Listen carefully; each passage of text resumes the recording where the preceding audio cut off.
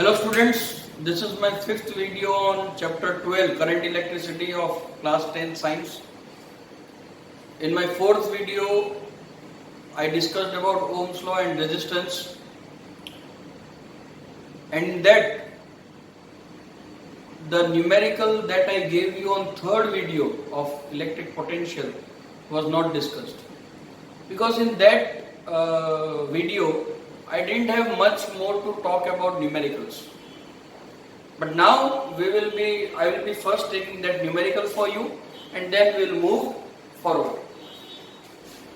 The question that I gave you in the last video, that is a third video, last, was if 500 joule of work is done to bring an electron from infinity to a fixed point, calculate the electric potential of that point.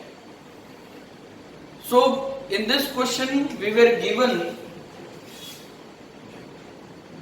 work as 500 joule and the charge that was to be taken was 1 electron. So the charge on 1 electron is taken as 1.6 minus 1.6 into 10 power minus 19 coulomb. So by definition we know the formula for electric potential is work W by charge Q. So that will give you 500 joule by 1.6 into 10 power minus 19 coulomb. I am not writing minus here only because we are met with the numerical value. If you take negative sign here, it's completely okay. So that will give you 500 into 0.625 into 10 power 18 volt. Sorry, 10 power 19 volt. Now you can multiply this and get your answer. So students, next topic of this chapter is combination of resistors.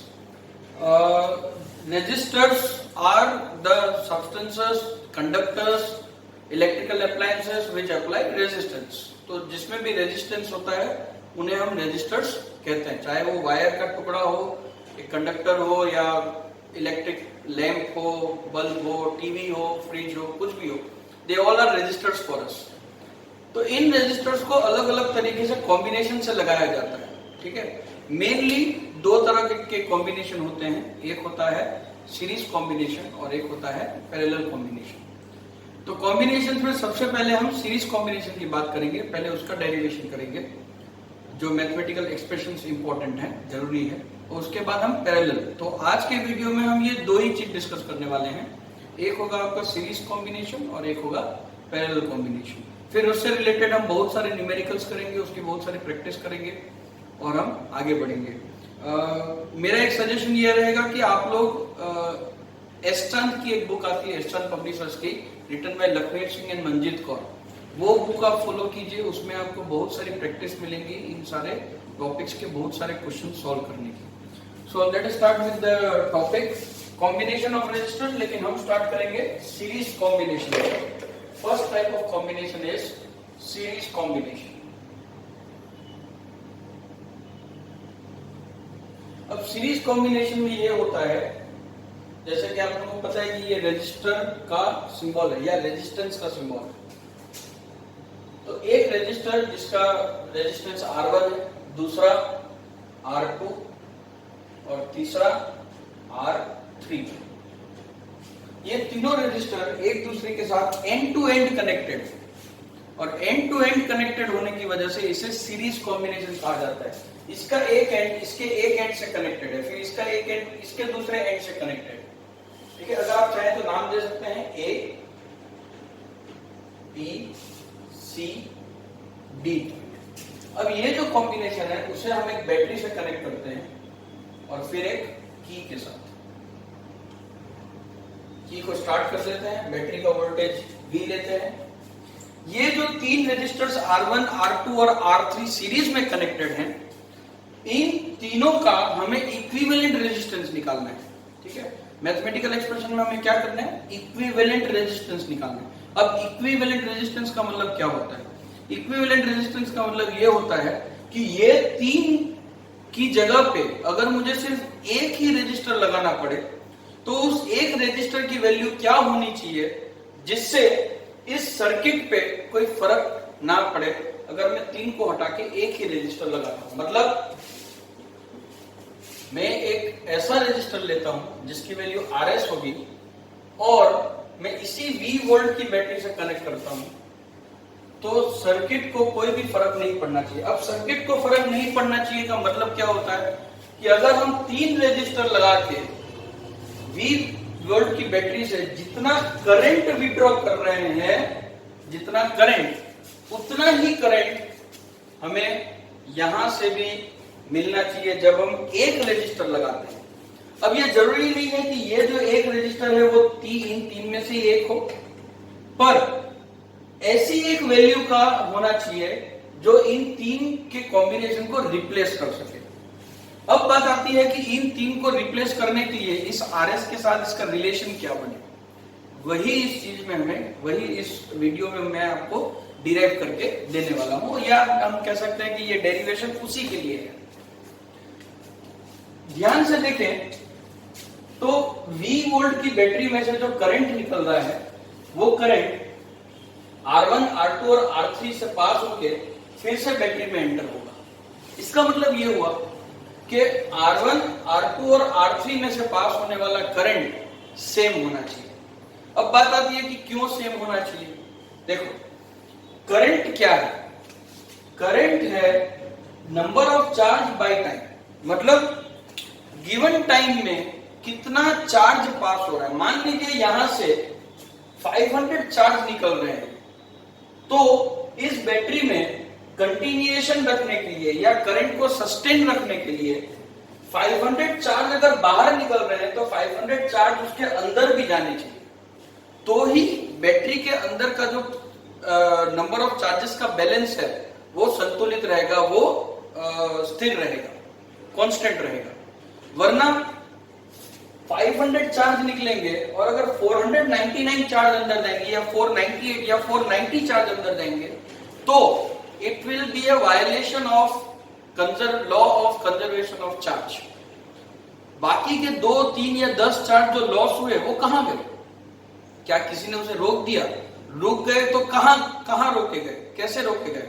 ये सब question उठते हैं। इसलिए law of conservation of charge ये कहता है कि charges can never be created nor be destroyed. इसी चीज को फंडामेंटल बना के जितने चार्ज यहां से निकलेंगे उतने ही टाइम में उतना ही चार्ज यहां से एंटर होना चाहिए। ठीक है, इसे हम फ्लो ऑफ वाटर के तौर पे भी समझ सकते हैं। मान लीजिए कि एक कैनाल है जिसकी विड्थ इतनी छोटी है, फिर एक और कैनाल है उसी से कनेक्टेड जिसकी विड्थ थोड़ी बड़ी है, और एक और कैनाल है जिसकी विड्थ और थोड़ी सी ज्यादा है, और फिर इन्हें फिर से एक पतली कैनाल से निकाला गया। अब जब कैनाल 1, कैनाल 2 और कैनाल 3 में से जब पानी का बहाव निकलेगा तो हो सकता है कि क्योंकि इसकी विड्थ कम होने की वजह से जो करंट है, जो पानी का बहाव है, वो यहां से स्पीड में निकले। यहां से यहां पे उसकी स्पीड थोड़ी कम हो जाए, यहां पे और कम हो जाए, लेकिन यहां से जितना पानी एंटर होगा उतना ही पानी यहां निकलना चाहिए, उतने ही टाइम में, उतना ही पानी यहां से उतने ही टाइम में निकलना चाहिए, वॉल्यूम ऑफ वाटर। तो ही यहां पे पानी का बहाव मेंटेन हो पाएगा। वरना अमाउंट ऑफ वाटर अगर मेंटेन नहीं हुई तो कहीं ना कहीं पे वैक्यूम क्रिएट हो जाएगा। इसीलिए जब हम R1, R2 या R3 से चार्ज के निकलने की बात कर रहे हैं तो जैसे यहां पे स्पीड थी, स्पीड चेंज होने की वजह से अमाउंट कांस्टेंट रहेगा। मानी सी बात है, यहाँ पे एरिया कम है, यहाँ पे एरिया ज्यादा है, तो गिवन टाइम में अगर स्पीड दोनों की सेम रही तो यहाँ से ज्यादा पानी निकलेगा, तो यहाँ पे स्पीड कम हो जाएगी पानी की, ताकि जो अमाउंट ऑफ वाटर है, वॉल्यूम ऑफ वाटर, वो मेंटेन रहे। सेम उसी तरह से जब R1, R2 और R3 में से इलेक्ट्रॉन्स निकलेंगे तो उन इलेक्ट्रॉन के निकलने की एनर्जी अलग अलग हो सकती है। ठीक है, किसी की एनर्जी ज्यादा हो सकती है, किसी की कम हो सकती है, ज्यादा रेजिस्टेंस होने की वजह से ज्यादा एनर्जी वेस्ट हो गई, लेकिन एक गिवन टाइम में amount of number of charges उतना की उतना ही मेंटेन रहना चाहिए। इसीलिए अगर हम सीरीज की बात करें तो सीरीज में आने वाले हर रेजिस्टर्स में करंट सेम रहेगा, I is equal to constant. तो इससे मैं ये कह सकता हूं therefore I1 is equal to I2 is equal to I3 is equal to I, where I1, I2 and I3 are current passing from R1, R2 and R3 respectively। अब ये क्यों लिखना जरूरी है? क्योंकि हमें पता है according to Ohm's law V1 is equal to I1 R1। अगर मुझे R1 के बीच का V चाहिए, इसके लिए पोटेंशियल डिफरेंस चाहिए, तो I1 और R1 से मैं फाइंड कर सकता हूं। सेम उसी तरह से V2 is equal to I2 R2, V3 is equal to I3 R3। पर क्योंकि I1, I2 और I3 सेम है तो हम इसे लिख सकते हैं IR1 is equal to IR2 is equal to IR3। और इस सर्किट के लिए सेम उसी तरह से हम लिख सकते हैं V is equal to IRS। अगर हम ध्यान से देखें तो इन दोनों के बीच का जो पोटेंशियल है वो V1 है, इन दोनों के बीच का पोटेंशियल V2 और इन दोनों के बीच का पोटेंशियल V3। तो V1 plus V2 plus V3 point A और पॉइंट D के बीच का पोटेंशियल है, वही पोटेंशियल पॉइंट A और D के बीच का बैटरी प्रोवाइड कर रहा है। सो हम कह सकते हैं therefore V1 plus V2 plus V3 is equal to V, and therefore IR1 plus IR2 plus IR3 is equal to IRS। अगर मैं I कॉमन निकालूं तो R1 plus R2 plus R3 is equal to IRS, I cancel, so RS is equal to R1 plus R2 plus R3। अगर इससे ज्यादा resistors हो तो सो ये है इक्विवेलेंट सीरीज रेजिस्टेंस का इक्विवेलेंट आंसर। यानी कि अगर आपके पास 3 रेजिस्टर्स हैं और आपको इन तीनों को रिप्लेस करके, ये तीनों सीरीज में, और इसको रिप्लेस करके एक ही रेजिस्टर लगाना है, तो आप इन तीनों के को ऐड करके जो आंसर मिले उतने का रेजिस्टर अगर आप लगा देंगे तो यहां से निकलने वाला करंट और यहां से निकलने वाला करंट दोनों ही सेम होगा। ये होता है सीरीज कॉम्बिनेशन ऑफ रेजिस्टर्स।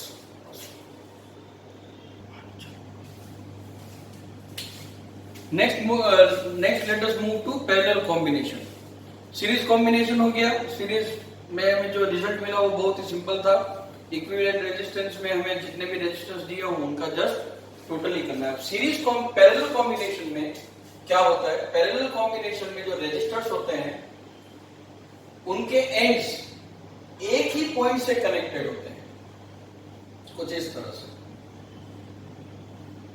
देखो ये रेजिस्टर, इनके ये एंड्स एक पॉइंट से कनेक्टेड है। मान लीजिए इस पॉइंट को नाम हम दे देते हैं AB। ये रेजिस्टर, ये रेजिस्टेंस R1, ये रेजिस्टेंस R2, ये रेजिस्टेंस R3। तो R1 भी AB से कनेक्टेड है, R2 भी AB से कनेक्टेड है, R3 भी AB से कनेक्टेड है।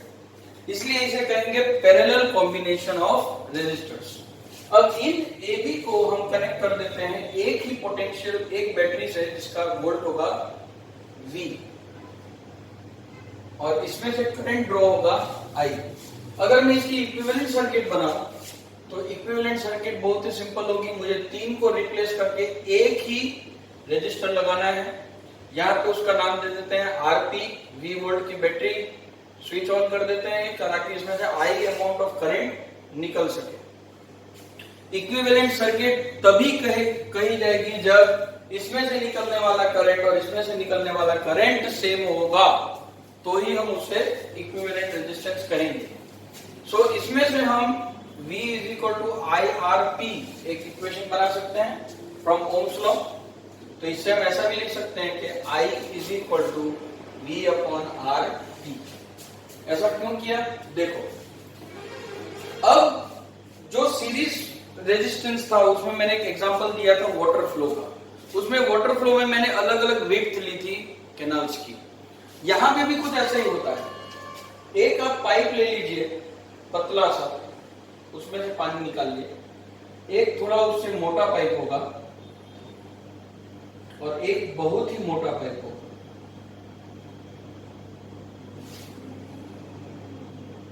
और लास्ट में जो कनेक्शन होगा वो फिर से सेम आएगा, इस तरह से इंटरकनेक्टेड।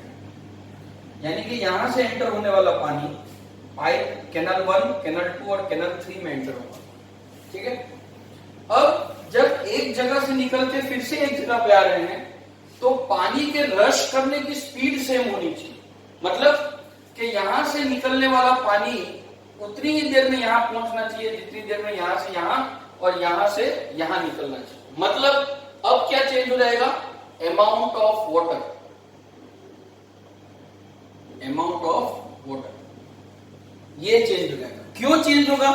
क्योंकि स्पीड सेम है।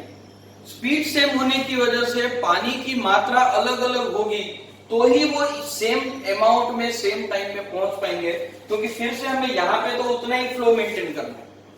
सो पैरेलल में भी सेम इसी तरह से अब करंट डिस्ट्रीब्यूट हो जाता है और पोटेंशियल सेम रहता है, क्योंकि ये V वोल्ट से कनेक्टेड है और ये जो V वोल्ट है वो AB के पॉइंट्स के अक्रॉस है। सो V1, V2 और V3 तीनों सेम होंगे। तो पैरेलल में हम कह सकते हैं कि V कांस्टेंट रहता है और यहाँ पे V1 is equal to V2 is equal to V3 is equal to V, ये हमारा मेन हाईलाइटिंग पॉइंट होगा। तो इस हिसाब से यहां से पास होने वाला I1 करंट, यहां से पास होने वाला I2 करंट और यहां से पास होने वाला I3 करंट की तीन इक्वेशन लिखी जाएगी। I1 is equal to V by R1, I2 is equal to V by R2 और I3 is equal to V by R3। यहां से निकलने वाला I करंट डिस्ट्रीब्यूट हुआ I1, I2 और I3 में, फिर से यही करंट इकट्ठे हो जाएंगे और यहां से आपको I करंट मिलेगा। सो हम लिख सकते हैं I is equal to I1 plus I2 plus I3। अगर हम इस इक्वेशन इसकी और इसमें से इसकी वैल्यू जहां सब्स्टिट्यूट करें तो हमें मिलेगा V upon R1 plus V upon R2 plus V upon R3। V by RP is equal to V common निकल जाएगा 1 by R1 plus 1 by R2 plus 1 by R3, V और V कैंसल। अल्टीमेटली हमें answer मिलेगा 1 by R is equal to 1 by RP is equal to 1 by R1 plus 1 by R2 plus 1 by R3। तो ये हो गया parallel combination कि parallel में अगर तीन रेजिस्टर्स आपको दिए हो तो आपको उसे कैसे रिप्लेस करना है और एक रेजिस्टर इक्विवेलेंट रेजिस्टर लगानी है। तो इस इक्विवेलेंट रेजिस्टेंस की वैल्यू R1, R2 और R3 की इस फॉर्मूला से आप ऑब्टेन कर सकते हैं ताकि पैरेलल का आपको इक्विवेलेंट रेजिस्टेंस मिल सके। एक बहुत ही इंपॉर्टेंट चीज यहाँ ये भी है कि क्योंकि R1, R2, R3 जब सीरीज में लगे हों तो तीनों का प्लस हो रहा है, तो याद रखिएगा सीरीज में जितने भी रेजिस्टेंस होते हैं वो सारे क्योंकि प्लस होते हैं तो इक्विवेलेंट रेजिस्टेंस सबसे बड़े रेजिस्टर से भी ज्यादा आता है। ठीक है। मान लीजिए आपके एनसीईआरटी में एक क्वेश्चन भी है 100 और 10,000 या 1 लाख, ये तीन रेजिस्टेंसेस आपने सीरीज में लिए और उसको पैरेलल में लिए, तो कैलकुलेट किए बगैर आपको बताना है कि अप्रोक्सीमेट क्या आंसर आएगा। ऐसा एक क्वेश्चन आपकी बुक में है इन टेक्स्ट में। तो देखो सीरीज में अगर आप लगाते हैं तो मानी सी बात है कि तीनों प्लस हो जाएंगे, तो 1 लाख प्लस 1000 प्लस 1 यानी कि मोर देन 1 लाख आंसर आया, यानी कि जो सबसे बड़ा रजिस्टर है उससे भी बड़ा आंसर आया। पर अगर आप पैरेलल में लगाते हैं तो मान के चलिए कि आपको स्मॉलेस्ट से भी स्मॉलेस्ट आंसर मिलेगा, स्मॉलेस्ट से भी कम आंसर मिलेगा। ठीक है। अब ये हो गया है, ये आप अच्छे से नोट डाउन कर लीजिए। हम देख लेते हैं ऐसा एक एग्जांपल लेकर कि किस तरह से ये काम करता है और कैसे हमें मैक्सिमम और मिनिमम वैल्यूज सीरीज और पैरेलल से मिलती है। जैसे कि मैंने एग्जांपल दिया कि हम 1 ओम, 100 ओम और 1000 ओम ले लेते हैं, छोटे नंबर लेते हैं, तो ये आपका हो जाएगा R1, ये आपका R2 और ये आपका R3। अगर मैं तीनों को सीरीज में लगाता हूं तो मुझे RS मिलेगा, R1 plus R2 plus R3, जिसकी वैल्यू होगी 1 ohm plus 100 ohm plus 1000 and that will give you 1101 ओम, यानी कि which is greater than 1000, that is more than highest। Same उसी तरह से अगर मैं पैरेलल में लगाता हूं तो 1 by RP, जो कि हमारी फॉर्मूला है, 1 by R1 plus 1 by R2 plus 1 by R3, and that will give you 1 by 1 plus 1 by 100 plus 1 by 1000, that is equal to 1000 LCM आ जाएगा, 1000 plus 10 plus 1, so that will give you 1011 by 1000। अब आप बोलोगे ये तो 1 से बड़ा है, नहीं, अभी भी हमें ये जो आंसर है वो तो 1 by RP है, पर हमें क्या चाहिए, RP। Therefore RP is equal to 1000 by 1011।